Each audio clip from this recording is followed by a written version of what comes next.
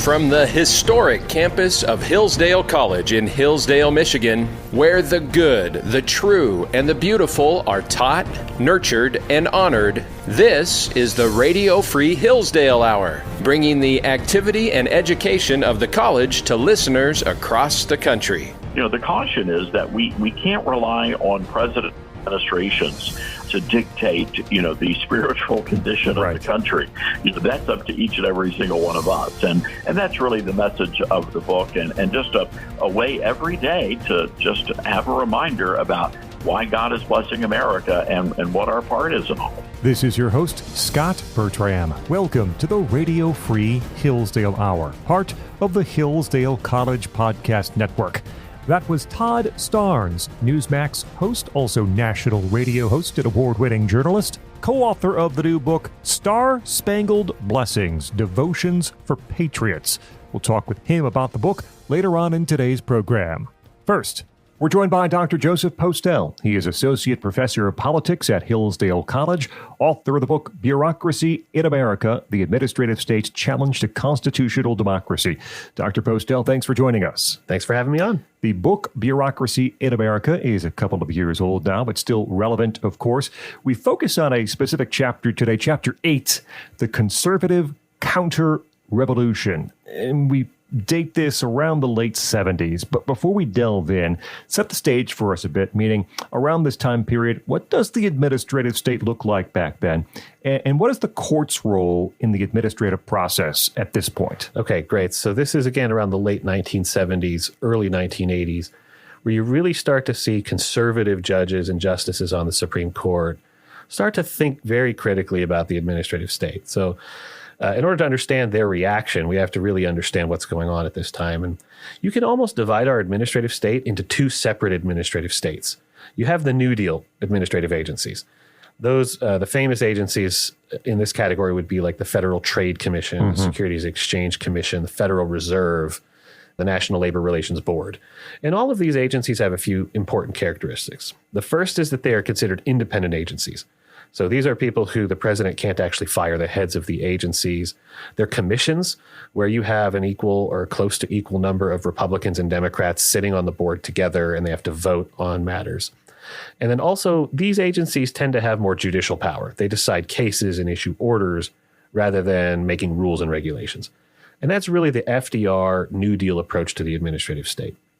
What happens in the 1960s and the 1970s through the Great Society and actually through Richard Nixon's presidency, you get a wave of new agencies, the Environmental Protection Agency, NHTSA, the National Highway Traffic Safety Administration. And these agencies are more political, so their heads are appointed by the president. They only have one head as opposed to being a commission. And they have rulemaking power. So they make rules and regulations that are sweeping across the entire economy. In other words, the second wave of agencies that you get in the Great Society and the Nixon period are actually much more expansive, much more powerful, and they do legislative work. And so what happens then is that the courts start to see their role in supervising the administrative state a little differently. Now that the administrative state has expanded so dramatically in the 60s and 70s, the courts start to see their role as trying to police the administrative state. And really, this starts actually among liberals. This part of the history is so fascinating because it runs contrary to where we are right now. Right. But think about who the presidents were in the 1970s, right? Richard Nixon, Gerald Ford, and then as you get into the 80s, Ronald Reagan. The judges, of course, had been appointed by this wave of Democratic presidents throughout the middle part of the 20th century. And so you had this conflict between the executive and the judiciary, but it was on lines that are very reversed from where we are today, where the executives were arguing for deference because they were wanting to roll back the administrative state, people like Reagan and Nixon.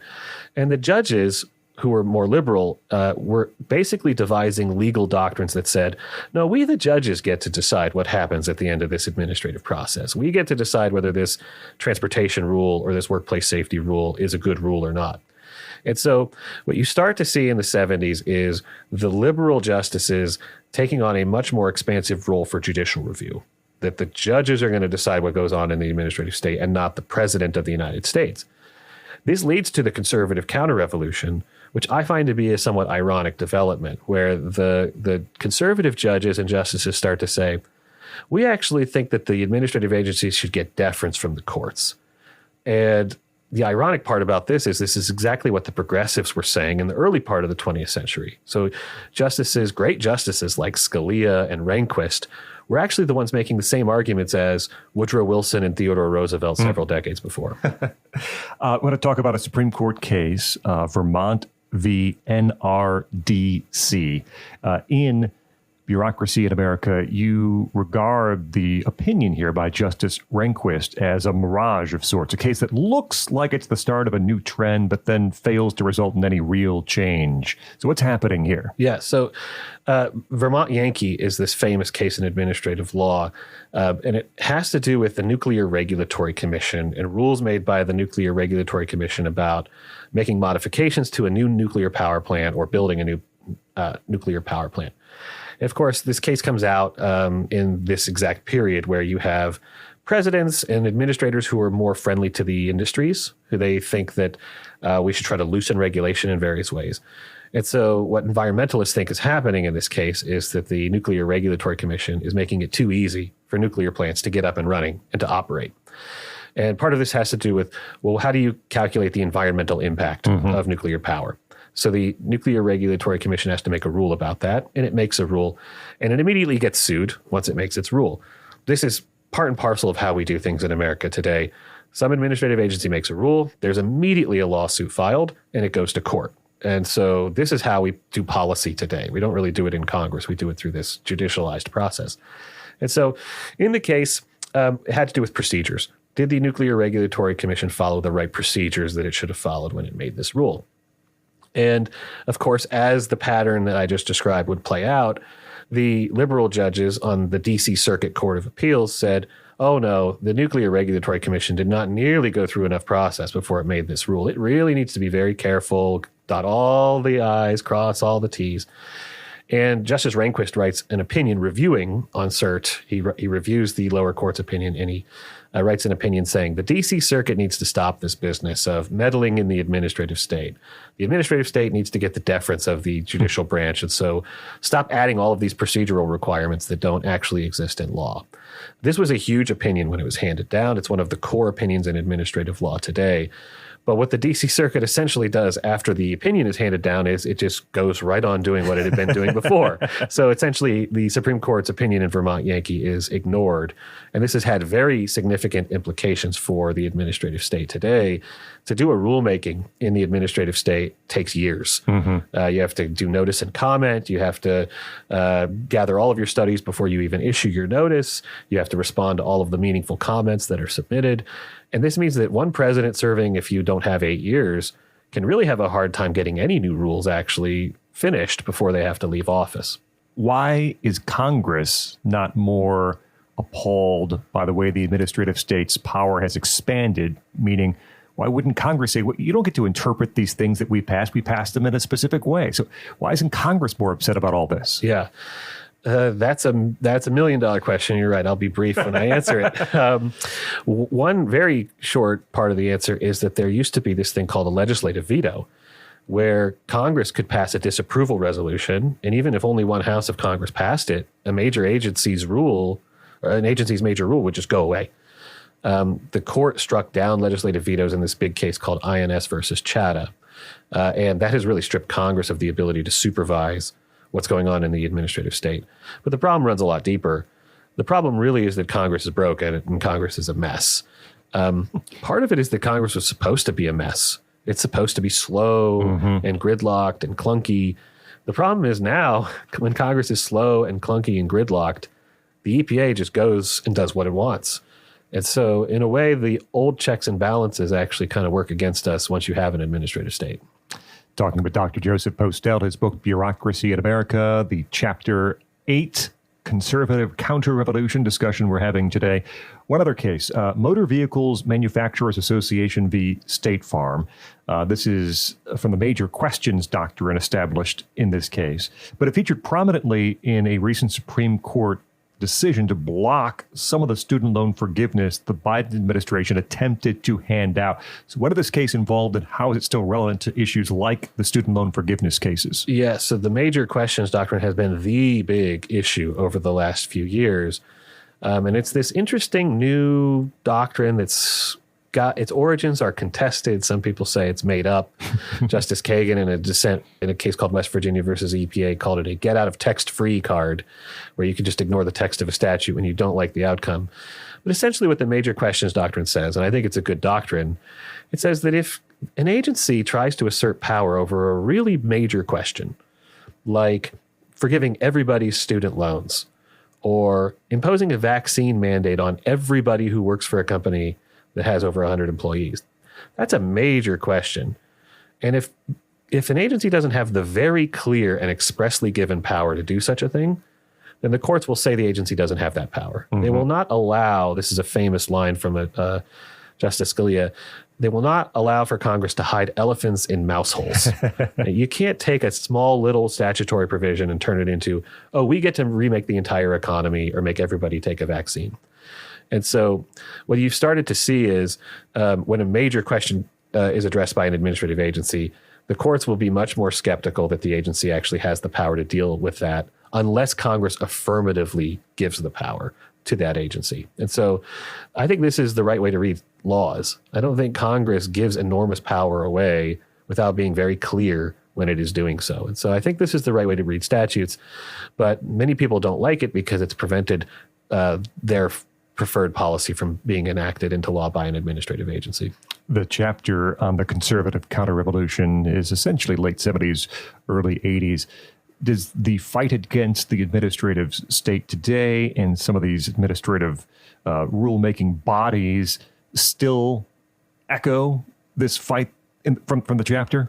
Interestingly, this is probably the biggest thing I would change if I wrote the book today. The book came out in 2017, which meant it was mostly written by the time, it was essentially written by the time President Trump was inaugurated. And at that point, the conservatives were still in this posture of deference to the administrative state. We want the courts to stay out of the way of the administrative state. I think things have completely changed since then.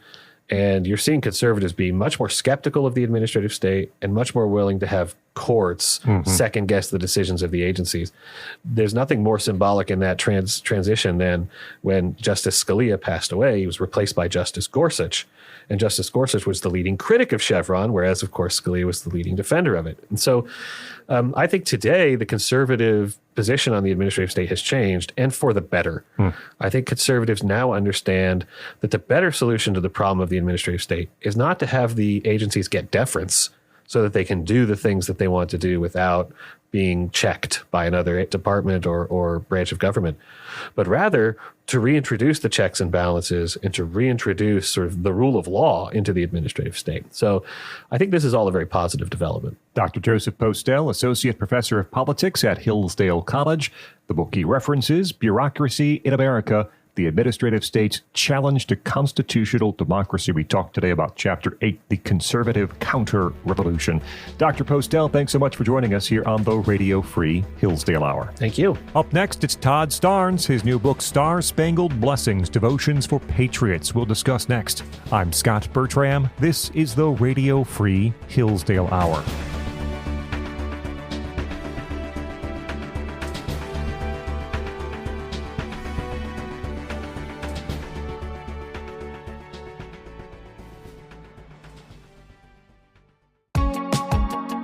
This show is a part of the Hillsdale College Podcast Network. If you like what you hear, please subscribe to your favorite. You'll get brand new episodes of all your favorite shows sent right to your device, and you'll help us know that you're out there listening. Never miss another episode by going to podcast.hillsdale.edu/subscribe. That's podcast.hillsdale.edu/subscribe. Or click the follow or subscribe button on Apple Podcasts, Spotify, or YouTube.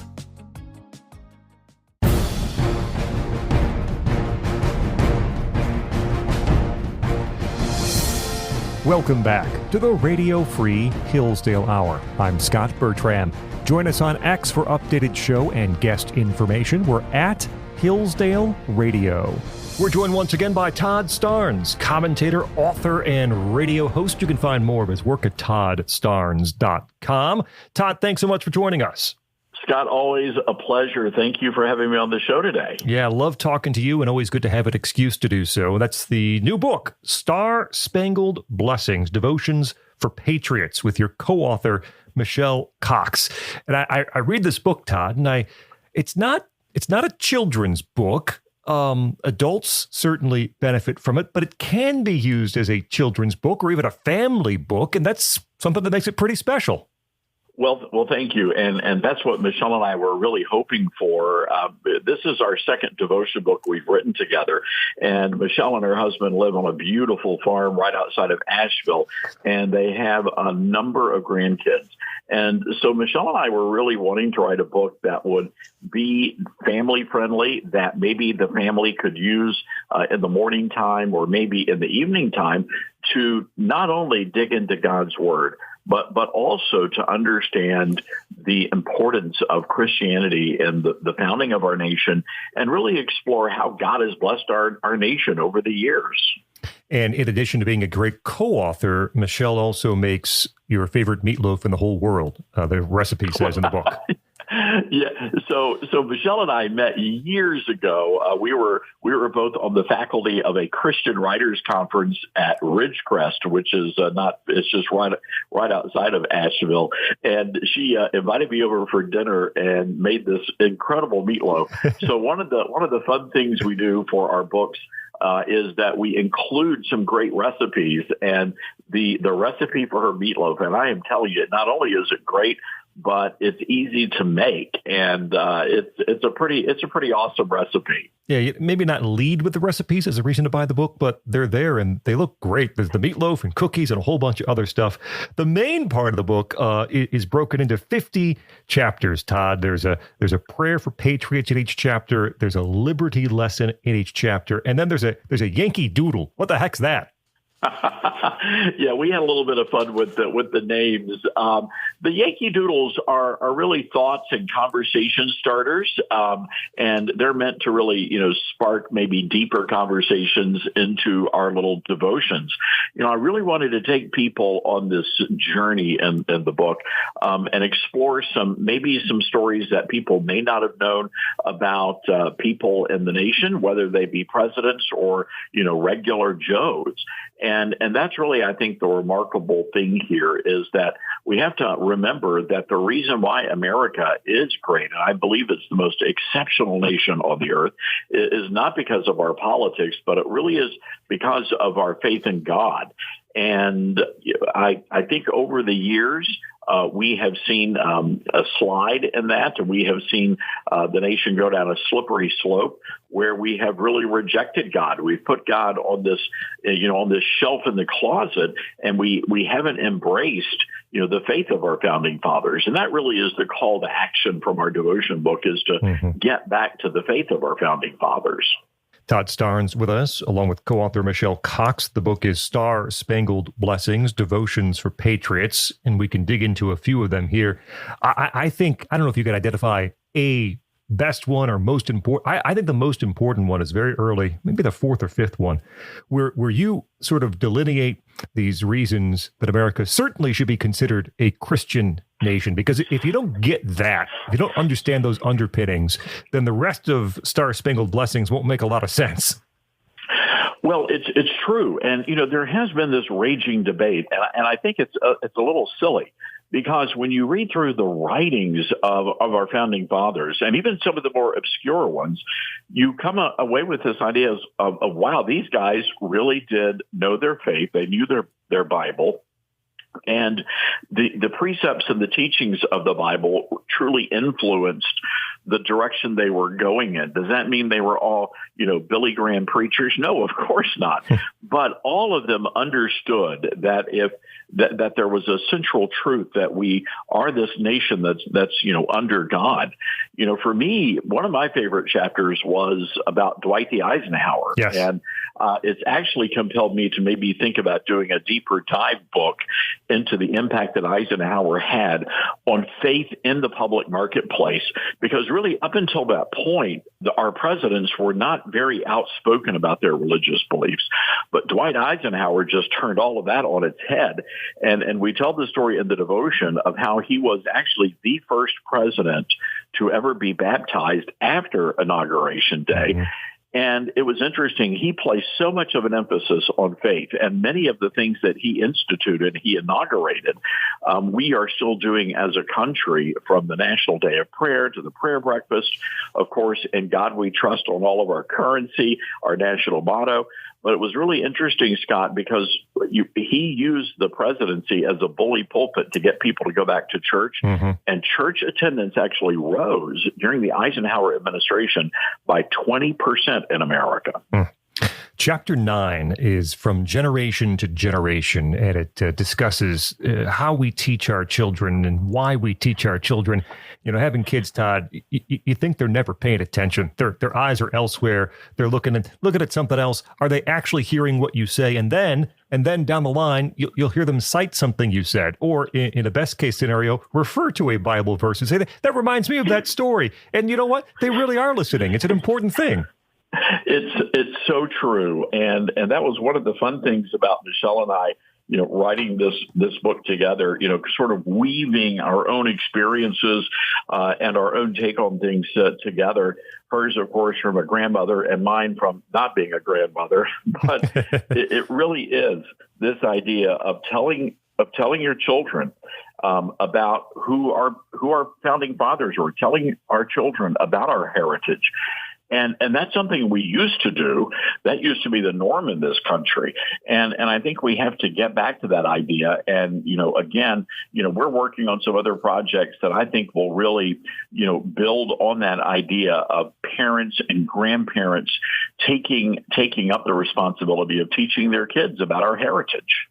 Chapter 22 in Star-Spangled Blessings, Seek God's Face. And I read this and I did what I think you hoped I would do, which is think a little deeper. And I thought about, of course, 5 years ago during COVID when we couldn't see each other's faces for various reasons, many times out and about in public, and sometimes even among family members. And I thought about society these days and how much we text to communicate with each other and how much we Zoom and we don't see each other in person, face to face. I just read a story this morning about teens who are seeking friendship via AI, an entity with no face whatsoever. Why is it so important for us to be in front of each other, to see each other's faces, and in the end, to seek each other's faces and to seek God's face? Well, I think there's an intimacy that's involved there, and it's you know, a very communal thing. Is that, you know, God tells us to seek His face because He wants that sort of relationship with us, spending time with Him. And isn't that so important for us? You know, in this society where we've really sort of all become, I don't know, we're hibernating now, and we're hiding away hermits in our little homes in front of our smartphones or our TVs, our Apple TVs. And you know, we were talking about this recently with the passing of Hulk Hogan. Mm-hmm. And there was a time in America where we had maybe at most 13 TV channels. Everybody basically in this country shared the same cultural experiences together. And those became the talking points at school or work or wherever we might be at the Little League games. And we don't have that anymore. As a result of all of that, we've really sort of isolated ourselves. I'll give you a great example. When I moved to New York City, which is the largest city in America, I was overwhelmed because it's amazing that in the largest city in America, you can feel so alone. Uh-huh. You know, you don't have those connections. So I think that was really the lesson we were trying to convey in that particular chapter is it's important for us to have that sense of community. Todd Starnes, the book Star-Spangled Blessings, one of the chapter, it's 38, and it gets to the point of let's give each other a break at times. And this idea about perhaps living life with grace and letting people apologize and accepting those apologies and being serious about it. And I think we've moved so far away from that as a society. Todd, why do you think that many of us, not all of us, have decided to define each other by our very worst moments? Well, yeah, I think that's just human nature that we do that. But it's so true. Somebody could say something so innocuous, and all of a sudden they become the bad guy. They become the enemy. And that's the challenge, and that's the word of caution. When we're talking about politics, in a way, some people, they take that a little bit too far, and they allow their politics to influence their Christian walk, when in fact their Christian walk ought to be influencing their politics, or at least how they vote on the issues. And it really is, we've always been about divisions. There are Methodists and Baptists and Presbyterians, and Pentecostals. There are Republicans, Independents, Democrats, Libertarians. I think that we have to understand at the core of all of this is our humanity. And, we are going to make mistakes. It really troubles me. And you get a good glimpse of who people really are and where they're coming, their perspective on life when somebody important dies, in the political world. Mm-hmm. And their response to that can tell you a lot about that individual. Yeah. And it really troubles me when, even in the face of death or tragedy, you've got people that are taking cheap shots. And I'm like, wow, that's not who we are as believers in Christ. Yeah. Todd Starnes, one final question. A lot of the chapters, a lot of the devotions in Star-Spangled Blessings mentions perhaps people being, I don't know, embarrassed a bit by their religion or trying to hide their religion, or the limitations of religious freedom in the country at various entities. Are you at all encouraged by what you've seen, I guess, the past few years when it comes to Supreme Court rulings regarding religious liberty issues, and what we've seen the past 6 months or so in the second Trump administration when it comes to people sort of reestablishing and being proud again to display their religious beliefs?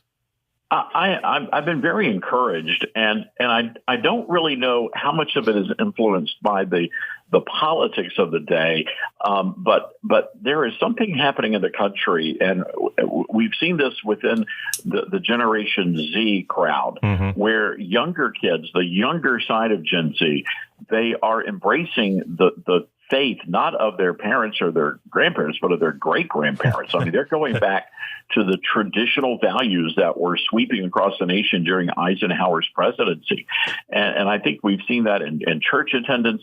We've seen that in young people that are getting married a lot earlier now than that they had been.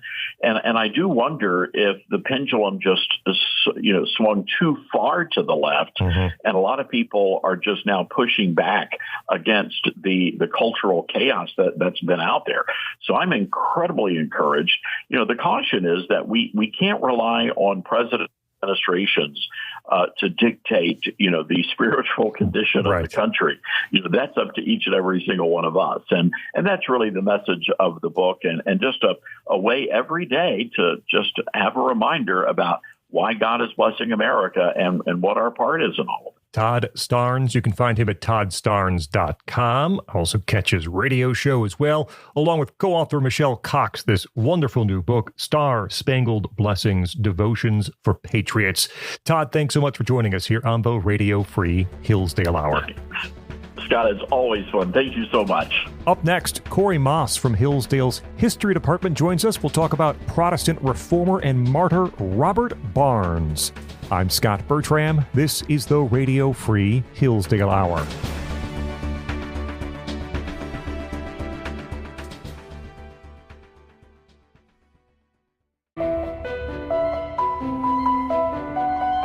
Hello, this is Jeremiah Regan, and I have some great news. We've brought Hillsdale's incredibly popular free online courses to the Hillsdale College Podcast Network. The Hillsdale College Online Courses Podcast brings you our online courses in their entirety, with courses ranging from ancient history and biblical epics to foundational political principles and the future of American citizenship. Follow the Hillsdale College Online Courses Podcast to hear new episodes every week with additional commentary and insights from our team. Go to podcast.hillsdale.edu to learn more. That's podcast.hillsdale.edu.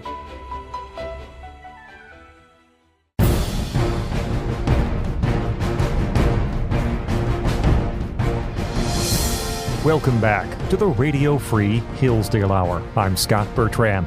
Be sure to check out the Hillsdale College Podcast Network at podcast.hillsdale.edu. You can also find us wherever you get your audio, including YouTube.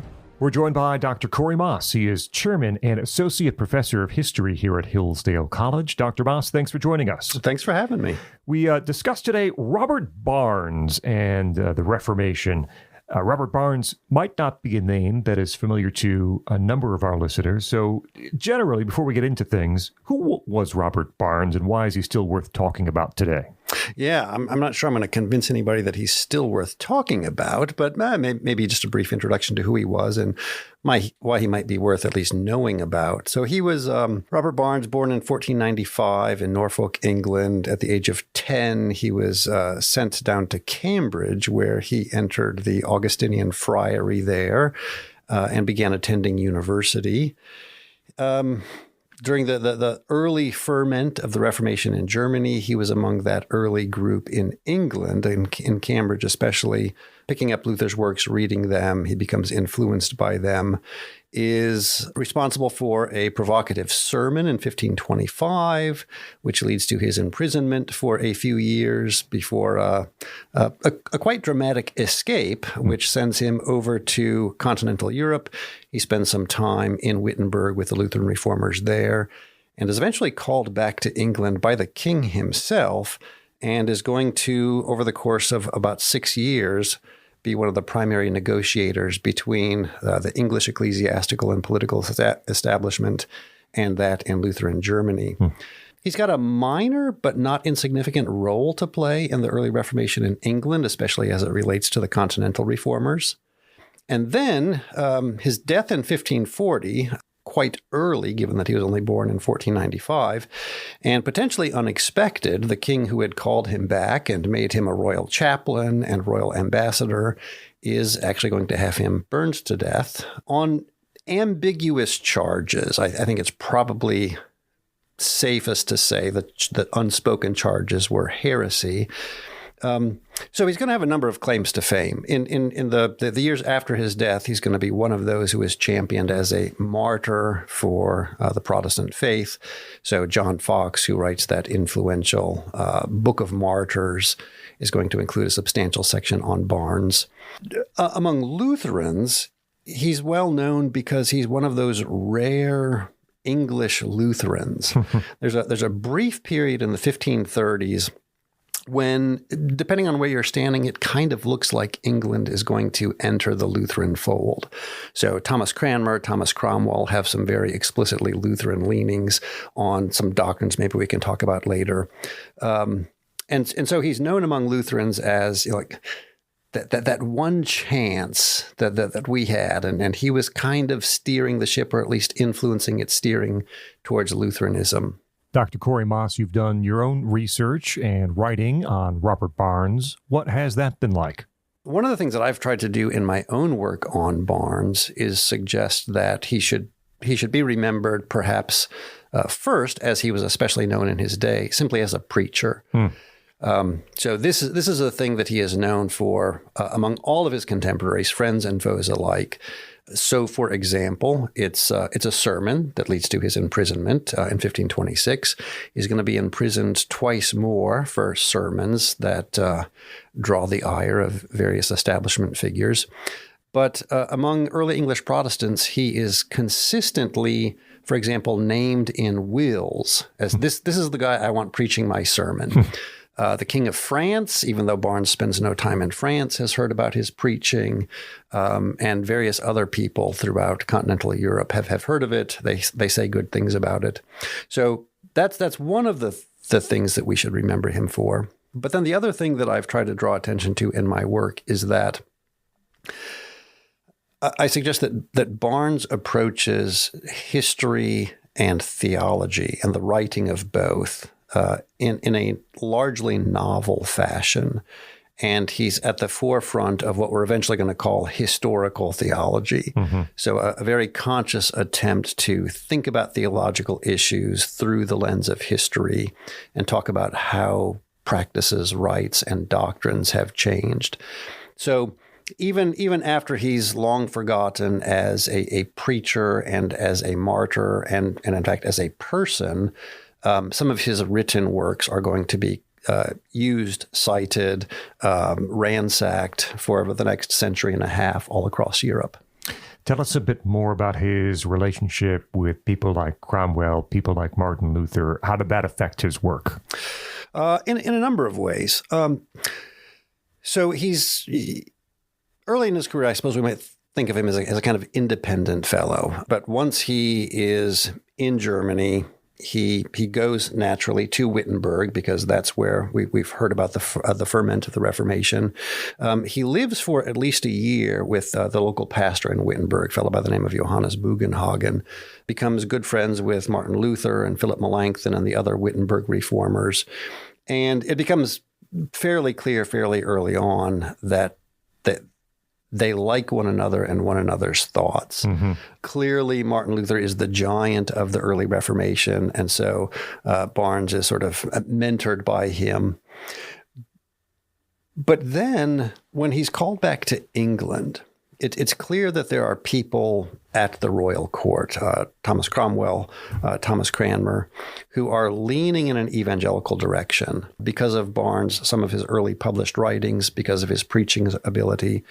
Barnes is seen as a useful instrument in furthering the evangelical or the Protestant cause in England. And so he's going to be mentored by Cromwell and Cranmer as well. And they're going to get for him various commissions and put him on various boards in the English church.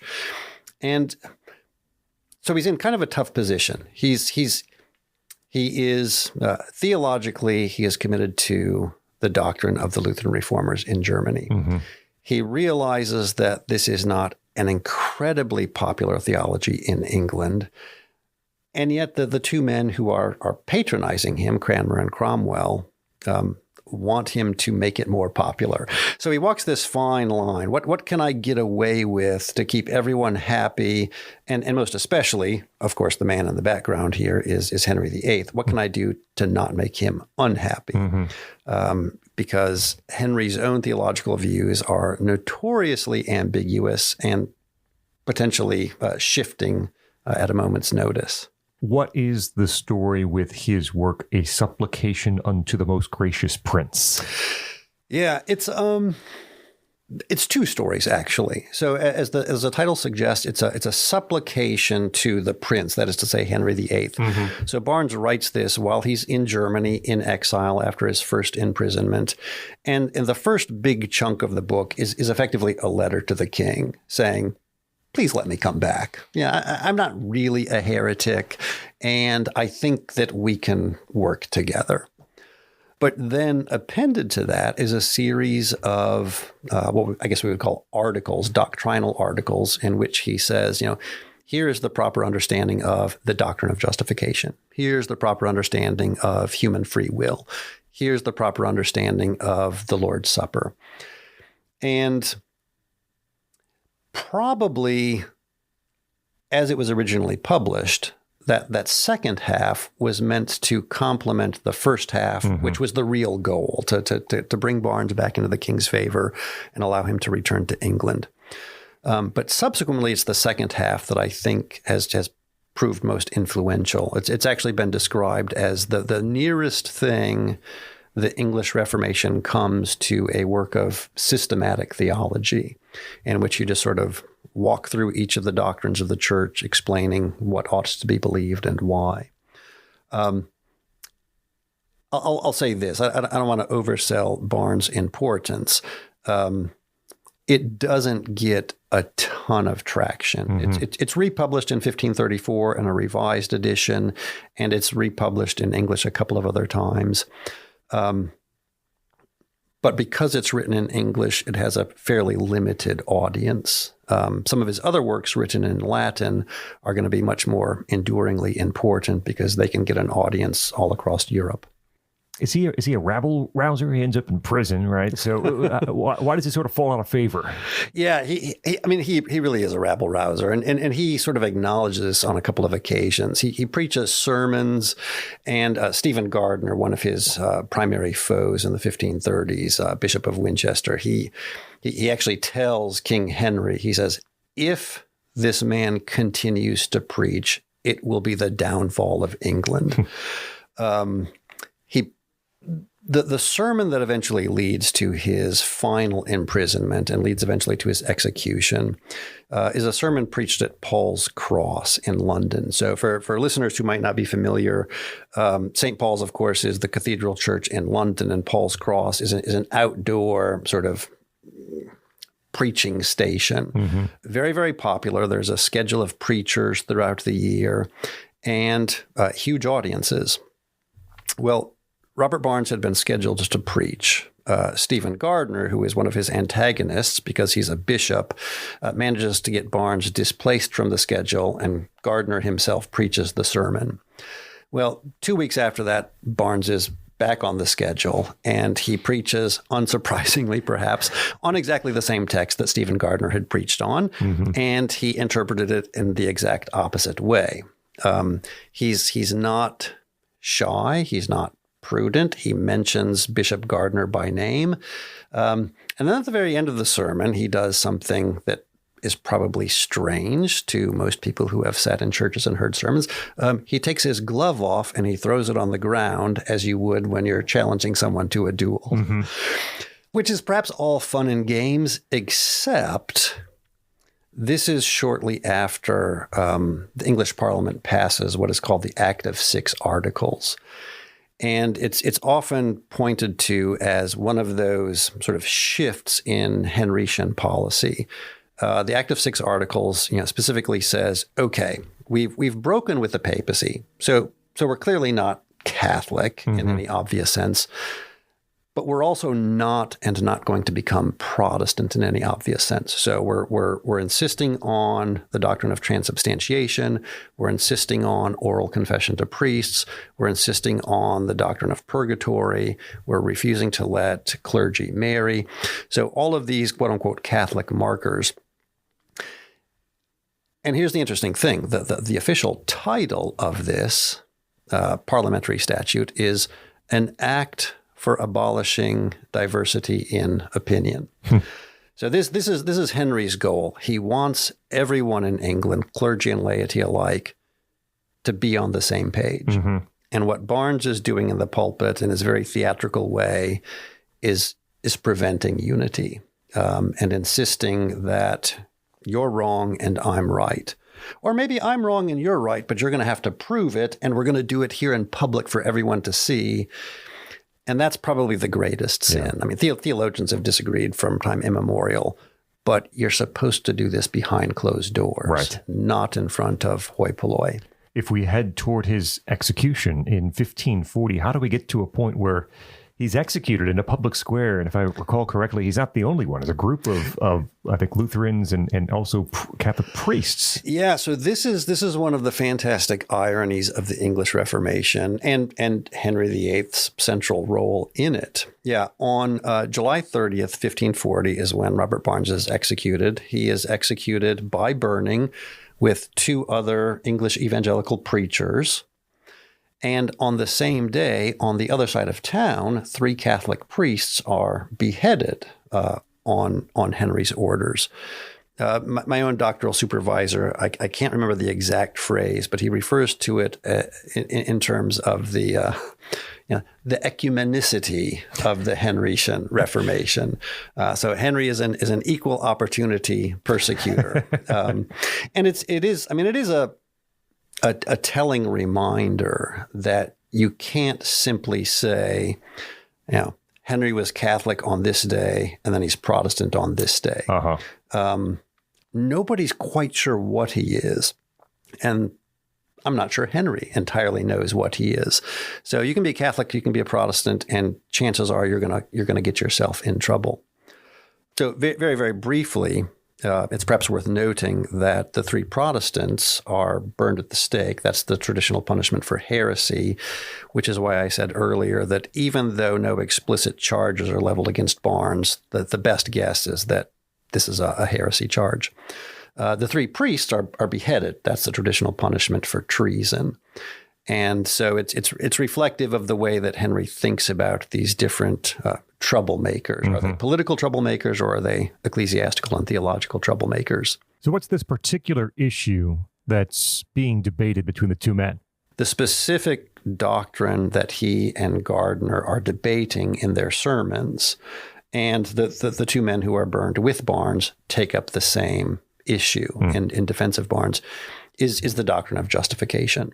So how is it and why is it that human beings are redeemed and granted eternal life?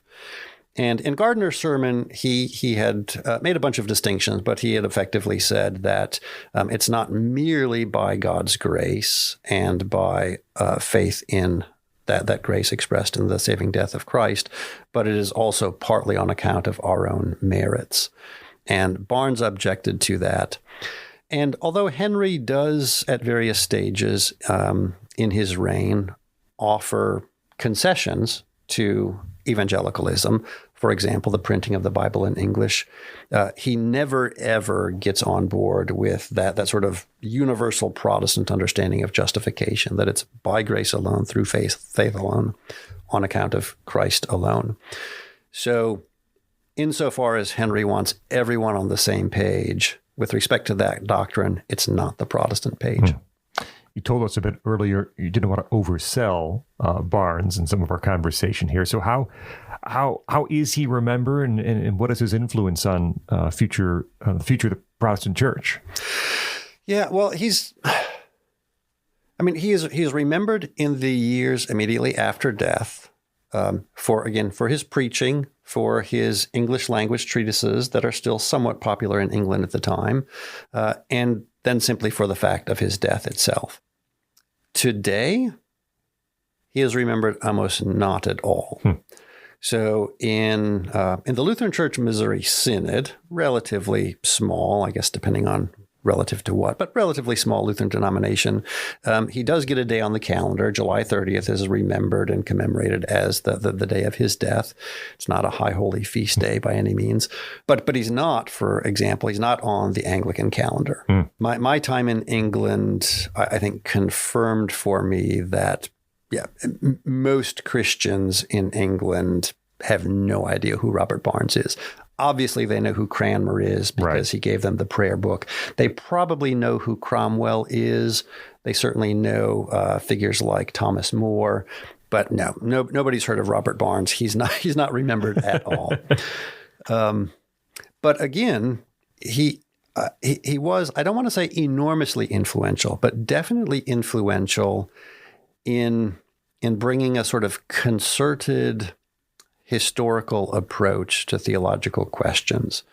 Now, he didn't live long enough to develop this fully, but I mentioned that his supplication is kind of a systematic theology. And yet, what he does is not simply argue from passages of Scripture that X, Y, or Z is the case. He includes Scripture, but he spends a lot of time walking through church fathers, medieval doctors, canon law, and pointing out where there is development, where there is retraction, where there is change. And then he does similar with certain practices of the church. So he spends a lot of time in almost all of his works on the question of how does the liturgy of the Mass develop? And what do those development mean for questions of doctrine and practice? And Dr. Korey Maas, the final book by Robert Barnes is somewhat of a history book, I suppose we'd say. What's that one all about? The last work he publishes is called Lives of the Roman Pontiffs, and it's sometimes referred to as the first Protestant history of the papacy. It's probably a little generous to call it a history in the sense that you and I would think of a history, but it's sort of a walk through the reign of each of the popes with mention of what are they known for, what changes did they introduce in terms of the governance of the church, the rites of the church, the doctrines of the church. And these various publications are going to become sources that future authors can dip into as a sort of, encyclopedia of when these things happened. And so he's going to be quoted by authors not only in England and in Germany, but in Spain, in France, in the Netherlands, as far away as Bohemia. In fact, in the 17th century, the Bohemians are going to republish his Lives of the Roman Popes in Czech. So he's remembered less as a person, a preacher, a theologian per se, and remembered as a kind of a compiler of what we would today call historical theological resources. Dr. Korey Maas, Chairman and Associate Professor of History at Hillsdale College, as we talk about Robert Barnes and his role in the Reformation. Dr. Maas, thanks so much for joining us here on the Radio Free Hillsdale Hour. My pleasure. That will wrap up this edition of the Radio Free Hillsdale Hour. Our thanks to Joseph Postell from Hillsdale's Politics Department, Todd Starnes, co-author of the new book, Star-Spangled Blessings, and Dr. Korey Maas from Hillsdale's History Department. Remember, you can hear new episodes every week on this station. You also can find extended versions of some of our interviews or listen anytime to the podcast. Find it at podcast.hillsdale.edu or wherever you get your audio. Until next week, I'm Scot Bertram, and this has been the Radio Free Hillsdale Hour.